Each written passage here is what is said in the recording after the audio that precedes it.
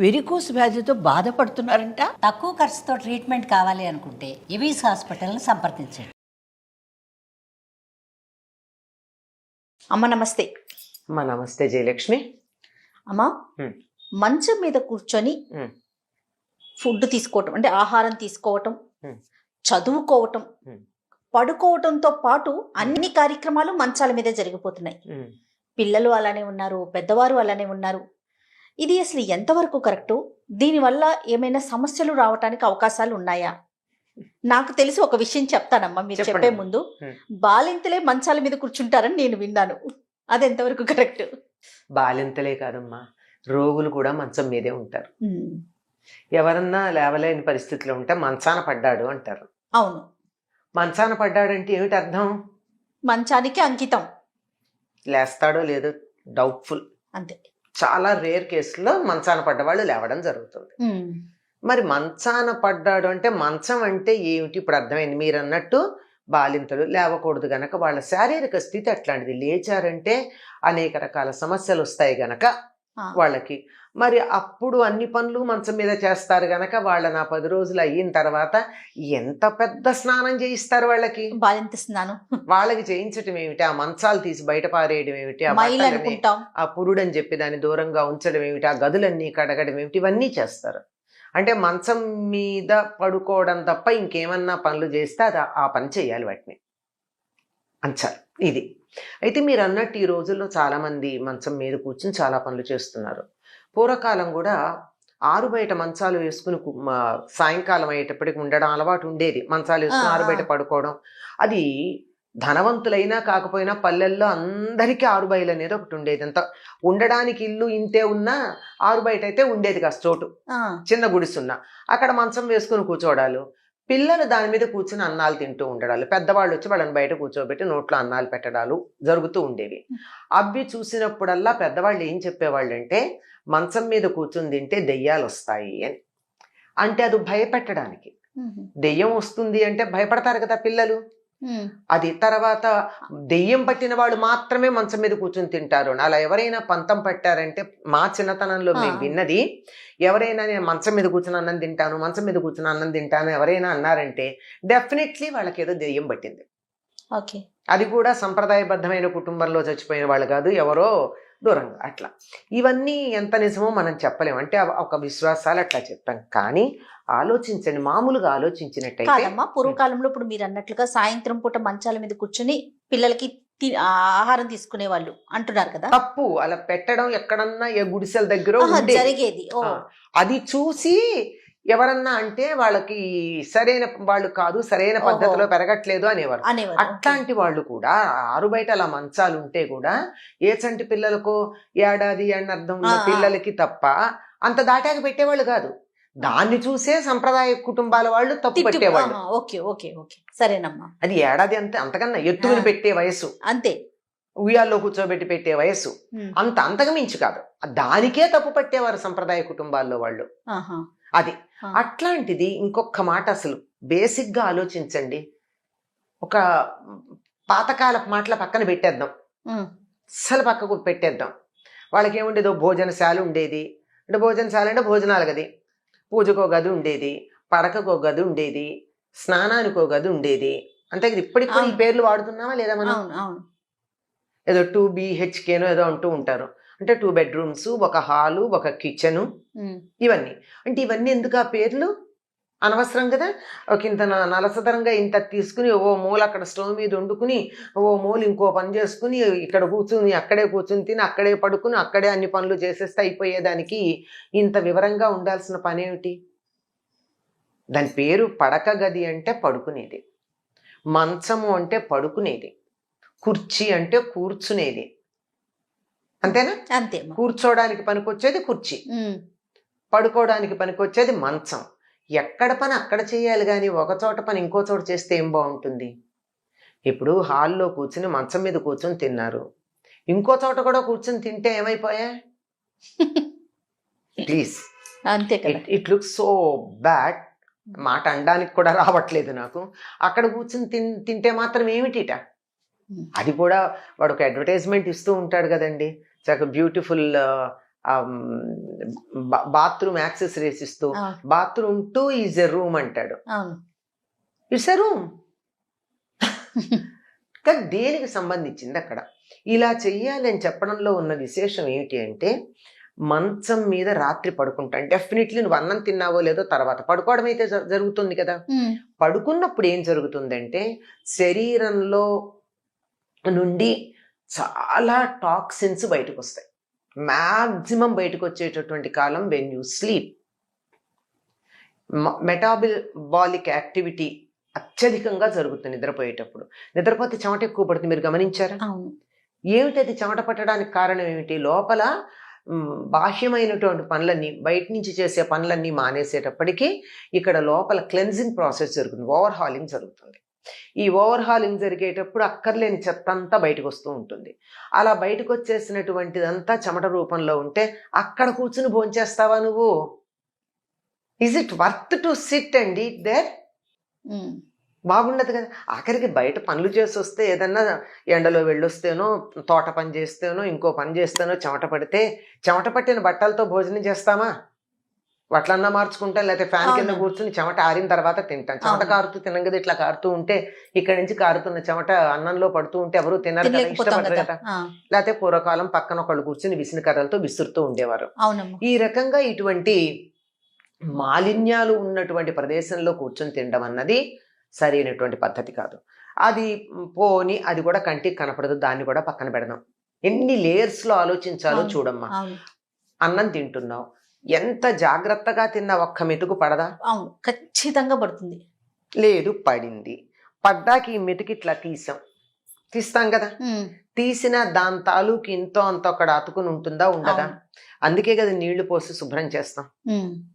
మన కంటికి కనపడకపోయినా ఈగ వచ్చి అక్కడ వాళ్తోందంటే ఈగ తను తినగలుగుతోంది కదా. అక్కడ ఉండిపోయినటువంటి small particle of the food, దాన్ని అక్కడ ఉంచేస్తే బ్యాక్టీరియా ఫామ్ అవుతుంది. ఏమవుతుంది? అది మంచిదా? కాదు కదా. అవును. అందువల్ల ఎక్కడ కూర్చుని చేయాల్సిన పని అక్కడ చేయాలి. ఉదాహరణకి ఈ రోజుల్లో మీకంతా, ఒకప్పుడు తప్పు పట్టేవాళ్ళు కానీ ఇప్పుడు అందరూ చాలా స్టైలిష్గా దాన్నే ఫాలో అవుతున్నారు. యోగా మ్యాట్ అని చెప్పి ఒకటి తీసుకుని భుజాన్ని తీసుకుని పెడతారు. ఎక్కడికి వెడితే అక్కడ నా యోగా మ్యాట్ నేనే కూర్చుంటాను. పూర్వకాలం ఒక పీఠాధిపతులు లాంటి వాళ్ళే వాళ్ళు ఎక్కడికన్నా పెడితే వాళ్ళ ఆసనం వాళ్ళు వేసి కూర్చునేవారు. ఇప్పుడు ప్రతి వాళ్ళు ఆ స్థాయికి చేరిపోయారు. ఏమిటంటే దీని మీద చేస్తే దీని మీదే గుర్తుంటుందని. అంటే ఒక ఆసనం, ఒక మ్యాట్, ఒక చిరుచాప, లేకపోతే ఒక బట్ట ముక్క, ఒక తివాచి, దాని మీద కూర్చుని నువ్వు ప్రేయరో, ధ్యానమో, మెడిటేషనో, యు నేమ్ ఇట్ సంథింగ్, అది చేస్తే దాని తాలూకు వైబ్రేషన్స్ దాని మీద ఉన్నాయని కదా అక్కడే కూర్చొని చేయాలనుకుంటున్నారు. ఒకళ్ళ యోగా మ్యాట్ మీద ఇంకొకరు కూర్చొని చేయరు కదా. అంటే దాని మీద వైబ్రేషన్స్ ఉన్నాయి. అవునా? అవును. మరి నువ్వు పడుకునేటప్పుడు ఉండే వైబ్రేషన్స్ నువ్వు కూర్చుని తింటుంటే నిద్దట్లో తిన్నట్టు అవుతుందా, మేలుకుని తిన్నట్టు అవుతుందా? అవునమ్మా, ఆ వైబ్రేషన్స్ ఉంటాయి కదా. ఒక పావు గంట అరగంట చేసే యోగా చేసినప్పుడే దాని వైబ్రేషన్స్ దానికి అంటుకుంటే రాత్రి 7-8 గంటలు పడుకుంటున్నావు. ఆ నిద్ర, మత్తు, బద్ధకం, ఎట్సెట్రా ఎట్సెట్రా ఇంకా చాలా ఉంటాయి. వీటన్నిటి ఎఫెక్ట్ దాని మీద ఉందా లేదా? ఆ వైబ్రేషన్స్. సో దాని మీద కూర్చొని తింటున్నావు అంటే ఇట్స్ ఒక రకంగా కోమా స్టేట్లో ఉంది తిన్నట్టే అనుకో. అది సరైన పద్ధత? ఇది పిల్లలు తింటమే కాదు, ఇంట్లో మీరు అన్నట్టు పెద్దవాళ్ళు కూడా ప్రోత్సహిస్తున్నారు. ఎట్టా కొట్ట పిల్లాడు తింటే చాలు. కొంచెం ఆడపిల్లలు తక్కువ, అసలు లేరని చెప్పను, ఆడపిల్లలు కొంచెం తక్కువ, కానీ మగపిల్లలు అయితే అబ్బా తెచ్చివ్వకూడదా, టీవీ చూస్తున్నానంటారు. ఇంకొక దౌర్భాగ్యం ఏమిటంటే ఇంట్లో రూమ్కో టీవీ. దరిద్రం అది. కనీసం టీవీ ఒకటి ఉంటే అందరూ టీవీ చూసేప్పుడన్నా కలిసి ఉంటారండి కుటుంబ సభ్యులు. ఇప్పుడు దేనికి అది అయిపోయింది. ఇప్పుడు అది కూడా అవసరం లేకుండా ఉంది. ఎవరి ల్యాప్టాప్స్ వాళ్ళకున్నాయి, ఎవరి ఐపాడ్స్ వాళ్ళకున్నాయి, లేదంటే ఎవరి ఫోన్స్ వాళ్ళకున్నాయి, వాటిల్లో చూసుకుంటున్నారు. అవి చూసుకుంటుంటూ తినడం ఏమిటి? అది మంచం మీద కూర్చుని తినడం అన్నది పరమ భయంకరం. హాల్లో కూడా కూర్చుని తినకూడదు. భోజనాలు గది ఎందుకు ఇంట్లో తీసేయండి, భోజనాలు గది వద్దు ఇంకా. అవును, ఇంకెందుకండి? హాయిగా ఒక ఓవెన్ పెట్టుకోండి, అదే హాల్లో ఉంటుంది. స్విగ్గీనో ఇంకోటో ఊబర్ ఈట్సో ఉంటాయి కదా, ఆర్డర్ చేసుకోండి, వేడిగానే తెస్తాడు వాడు, తినచ్చు. లేదంటే ఓవెన్లో డ్రాయింగ్ రూమ్లో ఓవెన్ పెట్టుకోండి, హీట్ చేసుకోండి, తినండి boss. No kitchen, no establishment, nothing. ఇంత ఈ కల్చర్కి వచ్చామా మనం? ఇంకా మళ్ళీ we talk of so many things. అది ఇట్లాంటి వాళ్ళు కూడా మాట్లాడతారు. అది విషయం ఏమిటంటే వీళ్ళే ఎక్కువ మాట్లాడుతూ ఉంటారు. ఈ పిల్లలని ప్రోత్సహించేటటువంటి పిల్లలు అలా ఉండడంతో పాటుగా తల్లులు ప్రోత్సహించటం, తండ్రులు ప్రోత్సహించటం కూడా ఉంది.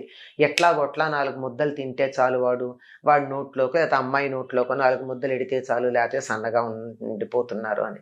దానివల్ల ఏమవుతుంది? ఒబేసిటీ వస్తుంది, శరీరం పెరుగుతోంది, కానీ దీనికి వెళ్ళట్లేదు శక్తి. మనం తినే ఆహారం మనసుకు కూడా బలం ఇవ్వాలి కదా. మనసుకు బలం ఇవ్వకపోవడానికి కారణం ఏమిటంటే ఆహారం మీద దృష్టి లేకుండా తినడం. తినే దాని మీద దృష్టి పెట్టినప్పుడు మనసుకు బలం వస్తుంది. తినే దాని మీద దృష్టి పెట్టకుండా తింటే శరీరానికి మాత్రమే బలం వచ్చి లావెక్కుతూ ఉంటారు.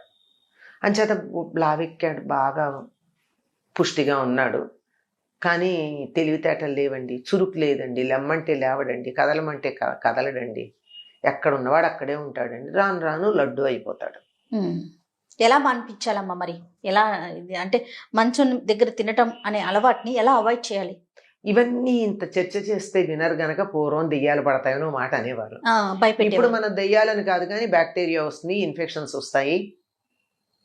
నువ్వు తింటున్నది వంట పట్టదు, నువ్వు మంచం మీద కూర్చుని తింటే లావెక్కుతావు తప్ప బుర్ర పెరగదు, ఇటువంటి మాటలు చెప్తే వినేవాళ్ళు ఉంటే చెప్పాలి. వింటారా? వినే స్థితిలో పిల్లలు ఉన్నారా? అసలు పిల్లలు వినేటట్టుగా చెప్పగలిగిన స్థాయిలో తల్లులు ఉన్నారా? ముందర వీళ్ళ వీక్నెస్ ఎక్కువ కదా, వీళ్ళు బలంగా ఉంటే వాళ్ళని అదిలించగలరు, కానీ వీళ్ళు బలంగా లేరే. వీళ్ళే బలంగా లేరు, వీళ్ళే వీక్గా ఉన్నారు. వీళ్ళే హాల్లో సోఫాలో కూర్చుని ఇలా తింటూ సీరియల్స్ చూసే తల్లికి what right she has to talk to his son about this? ఇంట్లో ఒక్కటి చెప్పాలమ్మా, ఎట్టి పరిస్థితుల్లో కుటుంబం ఐక్యంగా ఉండాలి అంటే కుటుంబ సభ్యులందరూ ఒక్క చోట కూర్చుని ఒక్కసారి భోజనం చేయడం అనేటటువంటి సంస్కృతి ఉండాలి. ఎవరికి వాళ్ళు విడివిడిగా తినడం, ఎవరి తిండి వాళ్ళు తినడం. ఒకళ్ళు పిజ్జా తెప్పించుకుంటారు, ఒకళ్ళు నూడిల్స్ ఇంట్లో చేసుకుంటారు, ఇంకొకళ్ళు సబ్వే నుంచి తెప్పించుకుంటారు. ఎవరిష్టం వాళ్ళు తింటూ ఉంటే అదో కుటుంబమా? కాదు కదా. భోజనం దగ్గరే సంస్కారం బయటపడేది, మానవ సంబంధాలు పెరిగేవి, మనిషితో మనిషికి ఆప్యాయతలు, అభిమానాలు, ఇష్టాలు, ఒకళ్ళ పట్ల ఒకళ్ళకి ప్రేమ కలిగేది భోజన సందర్భంలో. అందువల్ల ప్రధానంగా పెద్దవాళ్ళు ఎట్టి పరిస్థితుల్లో ఎవరి మాట ఆ ఇంట్లో చలామణి అవుతుందో, కొంతమంది ఇంట్లో అమ్మగారిది అవుతుంది, కొంతమంది ఇంట్లో అయ్యగారిది అవుతుంది, చెప్పలేం. ఎవరి మాట చలామణి అవుతుందో వాళ్ళు ఇనిషియేటివ్ తీసుకుని కుటుంబ సభ్యులందరూ ఒకే చోట కూర్చుని ఒక్కసారిగా భోజనం చేయడం అన్నది అలవాటు గనక చేసుకున్నట్టయితే అసలు కుటుంబ వ్యవస్థ బాగుపడిపోతుంది. చాలా తప్పమ్మా భోజనం మంచం మీద కూర్చుని చేయడం. అది ఎప్పుడు ఎవరికి చేస్తారు? రోగిష్ఠులు తింటారు మంచం మీద కూర్చుని. రోగిష్ఠులు కూడా ఏం చేస్తారు? ఆ పెద్ద పెద్ద హాస్పిటల్స్లో కూడా మరీ లేవలేకపోతే తప్ప కొంచెం లేవగలిగితే బెడ్ మించి లేపి కుర్చీలో కూర్చోబెట్టి భోజనం పెడతారు. అట్లాంటిది మన ఇంట్లో మనం మంచం మీద కూర్చొని తిండమా? ఎక్కడికి వెడుతున్నాం మనం? ఎంత భయంకరం అంటే నన్ను నేను ఇన్వాలిడ్గా చేసుకున్నట్టు మంచం మీద కూర్చొని తింటే. అందువల్ల ఆలోచించాల్సి. ఇప్పుడు నేను చెప్పిన విషయాలు చాలా సూపర్ఫిషియల్గా, చాలా కొద్ది విషయాలే మాట్లాడాను ఈ అంశం గురించి, తెలుసా? కానీ దీంట్లో ఇంకా చాలా లోతైన విషయాలు ఉన్నాయి, చాలా ఆలోచించాల్సిన విషయాలు ఉన్నాయి. అమ్మ ఇక్కడ ఇంకొక విషయం ఉంటుంది. ఇప్పుడు అందరికీ డబుల్ బెడ్రూమ్ ఫ్లాట్స్ ఉండకపోవచ్చు, సపరేట్ గా వంటశాల కానీ లేకపోతే కూర్చొని తినడానికి ఒక అవకాశం లేకపోయి ఉండొచ్చు, కానీ మంచం పక్కన ప్లేస్ అయితే ఉంటుంది కదా, కింద కూర్చోడానికి. అది కింద కూర్చుని తినండి, లేదా కింద కూర్చోలేకపోతే కుర్చీలో కూర్చుని తినండి. అసలు కుర్చీలో ఎందుకమ్మా? అసలు ఈ తినే వాళ్ళందరూ పిల్లలే కదా మాక్సిమం. ఈ పిల్లలు కింద కూర్చోలేరా? ఇప్పటికే మోకాళ్ళ నొప్పులు వచ్చాయా? ఇప్పటికే నడుము పట్టేసిందా? అసలు కింద కూర్చుని తినడం అలవాటు ఉన్న వాళ్ళకి ఏం జరుగుతుందంటే మోకాళ్ళ నొప్పులు రావు. కింద కూర్చుని తింటే నడుము నొప్పి రాదు, తిన్నది అరుగుతుంది వెంటనే, ఉమ్. ప్రతి ముద్దకి ఇలా వంగుతారు కదా, పొట్ట మడత పడుతుంది, అవును. ఆకలి ఎంతో తెలుస్తుంది, పై పొట్ట రాదు. ఇప్పుడు పిల్లలకు చూడండి, పై ఈ పొట్ట బొడ్డు కనిపిస్తుంది. కింద వచ్చేదానికన్నా బొడ్డుకి పైన ఉండి ఇక్కడి నుంచి ఇక్కడ దాకా వచ్చే పొట్ట ఎక్కువ ఉంటుంది. అవును. ఎందుకు వస్తుందంటే వంగడం అలవాట్లేక. ఎవరైతే ఇలా వంగి భోజనం చేస్తారో, ముద్ద ముద్దకి ఇలా తల ఉంచుతారో, పొట్ట ఉంచుతారో, వాళ్ళకి ఈ పార్ట్ పెరగదు. మరి ఇన్ని అంశాలు ఉన్నాయి. వీటిల్లో ఆ బిడ్డకి అమ్మాయో అబ్బాయో ఏది పడుతుందంటే ఆ ఒక్క పాయింట్ చెప్పి వాళ్ళని మంచం మీద కూర్చొని తినడం మాన్పించవచ్చు. తప్పకుండా. చురుకుతనం చెప్పొచ్చు, పొట్ట రాకుండా ఉంటుందని చెప్పొచ్చు, సన్నగా మోకాళ్ళ ఉంటారని నొప్పులు చెప్పొచ్చు. అని చెప్పొచ్చు, సన్నబడతావని ఇన్ని అంశాలు ఉన్నాయి. ఇన్ని అంశాల్లో వాళ్ళకి నచ్చేది ఒక్క అంశం చెప్పైనా వాళ్ళ చేత ఆ పని మాన్పించవచ్చు. లేదా కొంచెం క్లీన్గా ఉండే అలవాటు ఉన్న వాళ్ళకైతే బ్యాక్టీరియాను, వైరస్లు వస్తాయని ఇలాంటివి. తప్పకుండా అమ్మా. నమస్తే. నమస్తే.